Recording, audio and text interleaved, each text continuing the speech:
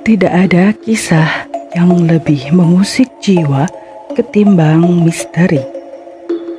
Selamat malam penyuka misteri. Kisah pengusik kita kali ini berasal dari Pekalongan, Jawa Tengah. Peristiwanya terjadi pada tahun 1980. Sopo sing kepati bakal mati.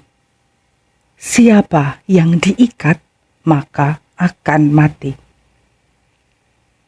Namaku Romo. Aku anak bungsu Pak Suryo dan Ibu Marsinah. Aku punya 2 kakak, Atmojo dan Karyo. Kami adalah keluarga pengusaha, tepatnya pengusaha kain.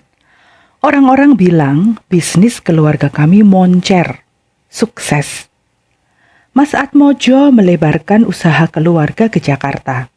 Sedangkan Mas Karyo mengembangkan usaha di Surabaya. Aku sendiri membantu usaha bapak dan ibu di Pekalongan. Aku memilih menemani bapak dan ibu yang semakin tua. Aku menggantikan mereka dalam urusan-urusan penting yang menyita banyak waktu dan tenaga. Kami adalah pekerja keras.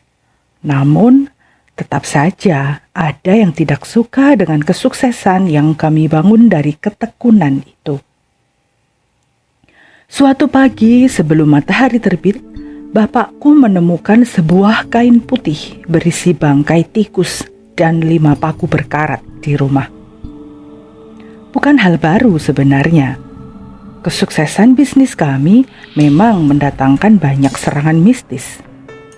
Seperti biasa, pagi itu, bapakku membuang kiriman tersebut. Itu yang selalu beliau lakukan jika menemukan kejanggalan di rumah atau tempat usaha. Membuangnya. Tapi tidak seperti biasanya, ternyata kiriman bangkai tikus dan paku berkarat dalam kain putih itu terjadi terus-menerus. Sampai 40 hari. Tidak nyaman, bapakku lalu mendatangi Mbah Cungkir, seorang paranormal.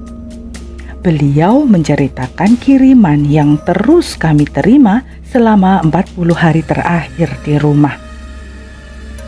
Mbah Cungkir menyatakan bahwa bangkai tikus itu adalah simbol mayat atau jasad. Sedangkan 5 paku berkarat itu melambangkan 5 anggota keluarga kami. Bapak, ibu, dan kami bertiga. Saat itu Mbah Cungkir kemudian memberikan penangkal ilmu hitam tersebut, tanaman kelor.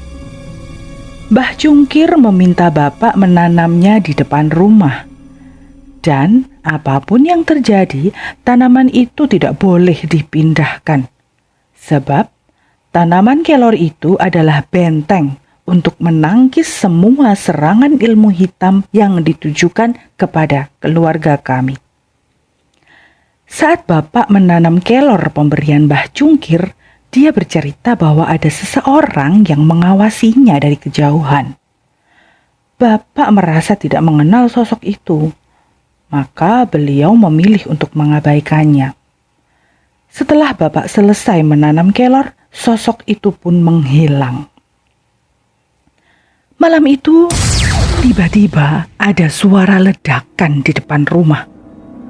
Bapak yang sedang duduk bersama ibu dan aku kaget. Bapak langsung membuka gorden dan menyaksikan yang terjadi di depan rumah kami. Ada puluhan pocong aneka ragam bentuk menatap tajam ke dalam rumah. Puluhan pocong itu berdiri sambil menggoyang-goyangkan kepala. Segera saja bapak menutup gorden dan mengajak aku serta ibu masuk kamar. Kami berusaha mengusir rasa takut dan syok dengan membaca doa. Beberapa waktu kemudian, saat kami masih berusaha membuang jauh-jauh pemandangan horor yang kami lihat malam itu, datang lagi keanehan yang lain. Hari itu ada pelanggan yang memesan kain dengan jumlah sangat banyak. Dia akan segera menyelesaikan pembayaran asalkan Bapak mau memindahkan tanaman kelor yang di depan rumah kami. Bapak pun menjadi curiga. Beliau menolak permintaan itu dan si pembeli membatalkan seluruh pesanan. Sebelum meninggalkan Bapak, dengan kesal, si pembeli itu mengucapkan kalimat bernada ancaman. "Bengi iki bakal ono sing kepati. Malam ini bakal ada yang kuikat." Malam itu ketika Bapak dan Ibu tertidur, aku memilih untuk terjaga. Aku masih memikirkan cerita Bapak soal pembeli misterius yang minta syarat aneh untuk transaksi pembelian kain. Untuk menenangkan diri, aku pun berniat salat. Aku berjalan ke kamar mandi untuk berwudu. Saat itulah aku mencium aroma tidak sedap, seperti bangkai tikus. Namun aku tetap melanjutkan berwudu. Tiba-tiba bungkusan kain putih menjatuhi kepalaku. Ada cairan berbau anyir yang tercium dari sana. Hah, darah! Aku terkejut. Ada darah di kepalaku yang tertimpa buntelan tadi. Kain putih yang terjatuh ke dekat kakiku pun perlahan berubah warna menjadi merah darah.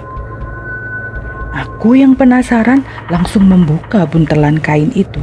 Ternyata isinya adalah bangkai tikus dan 5 paku berkarat. Di luar kamar mandi aku mendengar suara seperti ada yang melompat-lompat di lantai. Aku langsung membuka pintu. Ternyata itu Ibu. "Dari mana, Bu? Kok belum tidur?" aku bertanya. "Ibu habis mindahin tanaman kelor," jawab Ibu dengan suara datar dan wajah pucat. Tatapannya kosong. Aku merasa ada yang aneh dengan ibuku. Tidak mungkin ibu memindahkan tanaman yang menjadi penangkal ilmu hitam. Aku curiga sosok yang kulihat itu bukan ibu. Sebab sebelum ke kamar mandi tadi, aku melihat sendiri ibu dan bapakku tertidur pulas di ranjang. Aku juga semakin curiga ketika melihat tangan dan kaki ibu kotor. Ada begitu banyak tanah. Aku kemudian berjalan keluar rumah untuk melihat sendiri tanaman kelor kami. Aku ingin membuktikan bahwa ibu benar-benar telah memindahkan tanaman itu. Ketika aku bergerak ke arah pintu, tiba-tiba ada tangan yang mencengkeram pundakku. Aku sudah tahu kalau keluarga ini akan meninggal semua. Ketika itu aku membalikan badan. Aku melihat ibu berubah wujud menjadi sangat mengerikan. Wajahnya memucat, matanya melotot, napasnya berat, dan lidahnya bergerak ke kanan dan ke kiri. Beliau seperti hendak menerkamku bulat-bulat. Aku berusaha melepaskan tangan ibu yang masih menempel di pundakku. Namun, ibu malah mendorongku hingga jatuh. Ibu terus menyerangku. Aku hanya bisa berteriak-teriak minta tolong sembari menepis serangan dari ibu.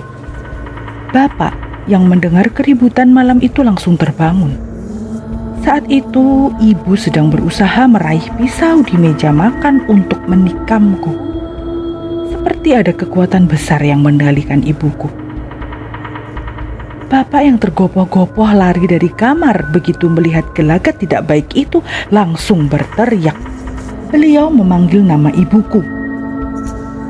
Seketika itu juga ibu langsung jatuh terkulai ke lantai. Beliau pingsan.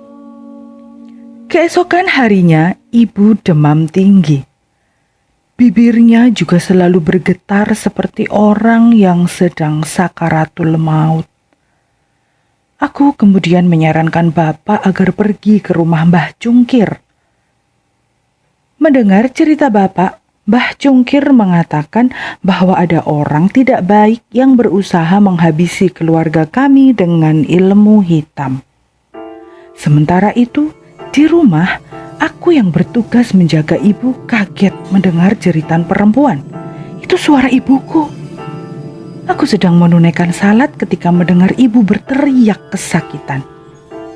Begitu kembali ke kamar ibu, aku tak bisa berkata-kata demi melihat perut beliau yang tiba-tiba membusung.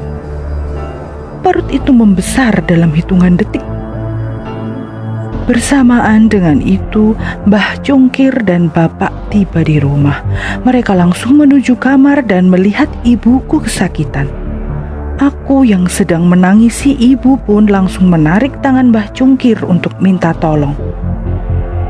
Ibumu terkena teluh tumpes kelor, tandas Mbah Cungkir.